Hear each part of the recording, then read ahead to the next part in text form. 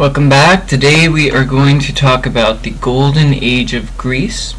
We already saw a lot about that in the Athens video, but before we get started, let's make sure you have this paper out, the guided notes that are on the screen, so pause your video until you do that. Okay, so the notes follow along in order with this PowerPoint, so it should be easy. Pericles, we already saw in the video about Athens. He is known for rebuilding the city of Athens after the Persian Wars. So we saw the Persian Wars last time, and then we followed that up with seeing all the incredible building that Pericles does in Athens. He is going to strengthen democracy, which we know about also. And the big thing was he let the poorest people participate, which was a big change. Remember, the lowest of the social classes had not been able to participate in democracy before that. So this is going to be more of a true democracy like you would tend to think of.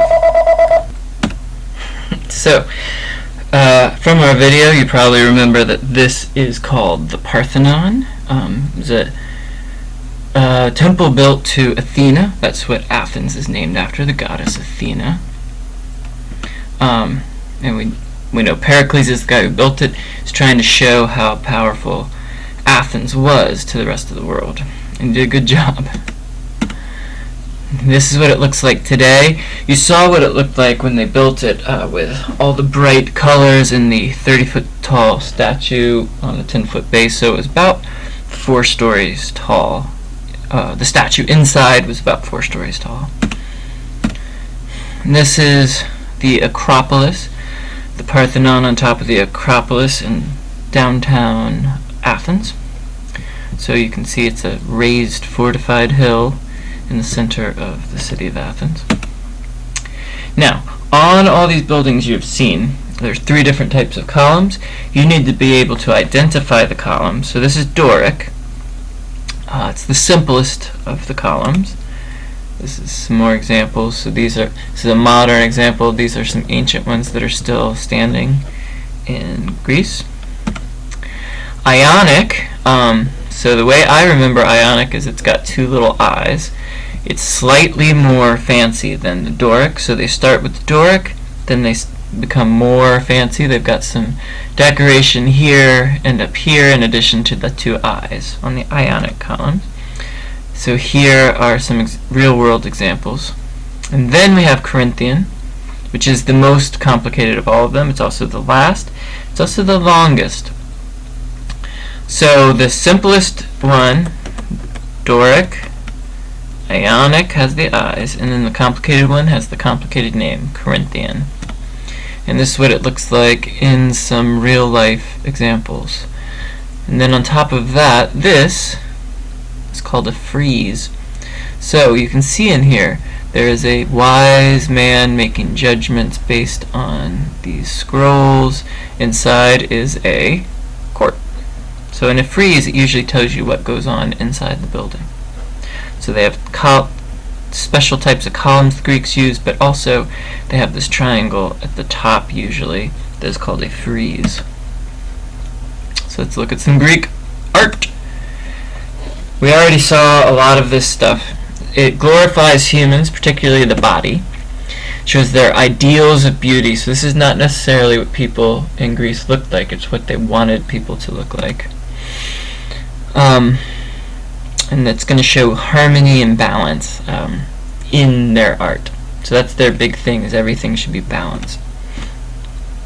So here we have some art by Myron. It's called The Discus Thrower. You can see it's very detailed. You can see his ribs and muscles in the abdomen. He's sort of the ideal physical specimen throwing the discus in the Olympics.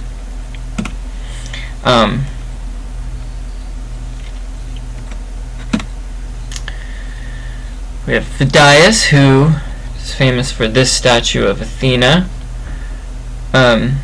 which was inside the Parthenon. This is what we think it looked like. It would have been, again, a 30-foot tall statue on a 10-foot base. So the base would have been 1 story tall and then a 3-story tall statue on top, making a 4-story tall statue.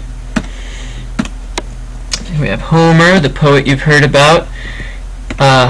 He wrote the two poems that you read in English, the Iliad and the Odyssey. They're about the Trojan War. And Herodotus, which you probably have not heard of yet. He is famous for being the father of history, but also this book he wrote. He writes, he's the first guy to write a factual history of the Persian Wars. So Homer's stories about the Trojan War were stories that people came back and told. He tries his best to make sure what's in his is purely fact. So the name of the book is Historia. It's a history of the Persian Wars. Then we have Thucydides. He's writing about the Peloponnesian War, so that war where the Spartans attacked the Athenians. And he's going to be a step forward in history. His writing is all based on people who were there, so first-hand accounts or primary accounts. This is when history, as you think of it, occurs. So everything in his writing is somebody who was there and saw it, eyewitnesses. He doesn't have any of the gods in there. He doesn't have anybody who heard about it from somebody else. And he is the guy who is, this is why you study history in class. By looking at what people have done in the past, we can see when people are faced with these circumstances, these things are happening to people, how do they respond? And what we have found is, most of the time, regardless of the culture, when put in a similar situation, people respond in the same way. So you can look at what is going on in the United States today. How did people respond when this happened in the past, and what happened? And that should help both you as a voter and a citizen and the government make decisions on what they should do, because we have some information about what happens when you make a decision. Socrates, who you probably have heard of, was a famous teacher. He came up with a method for teaching called Socratic method. You might have had a class using the Socratic seminar, which is his teaching technique. He taught by asking people questions and making them figure it out by answering his questions. Later, Jesus is also going to use a similar method for teaching his students and followers. So when you give an answer to Socrates, he says why. He picks apart your story so that you come to something that makes sense. There's no holes in your story. Now, he was accused of and found guilty of corrupting young people because he was teaching them to use facts and logic and not use the gods and the myths to explain things they couldn't understand. He is encouraging people to find the answer, and so that conflicted with their religious teachings, and he was sentenced to death, which happens over and over through history. If you have somebody who is challenging the religion of the government, even if they are correct or look correct to us, they are going to be put to death most of the time, and Socrates is no exception. There's famous painting of Socrates.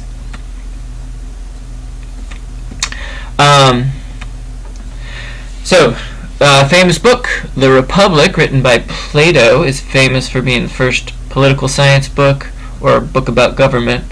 It describes what Plato thought was the perfect government and society. It's actually more similar to what our government is. He thought democracy gave the regular people who might not know what they're doing too much power because everybody voted. He thought only a few people should run the government. The people who were educated and knew what they were doing should run the government. Aristotle is famous for being the teacher of Alexander the Great, who we will see in a couple of classes. He wrote tons of books. Most famous is for science. He's the guy who starts the scientific method. So what you use in science class is based on his scientific method. It's perfected later on in the Renaissance. which we'll see at the end of this class, actually. The other artistic thing they're famous for is theater, like you think of plays, which eventually become movies. So they are the first people, the Greeks are the first people to do plays. They used to have festivals where they would present the plays. They have two big types: tragedies, where the main character has some sort of struggle, and it's something he can't ever beat. It was set up against him from the beginning. And comedies, which are lighthearted and purely entertainment. There's no lesson to be learned. They're just to be fun and funny. And we still have these today. They're famous for these amphitheaters they built. So these amphitheaters were built so that if you stood down here, the people up at the top of this amphitheater could hear what you were saying, because the acoustics are really good.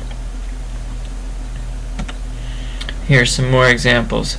And modern theaters are built using the knowledge they had and used to build these theaters. Aeschylus, he wrote the first Greek tragedies, most famous.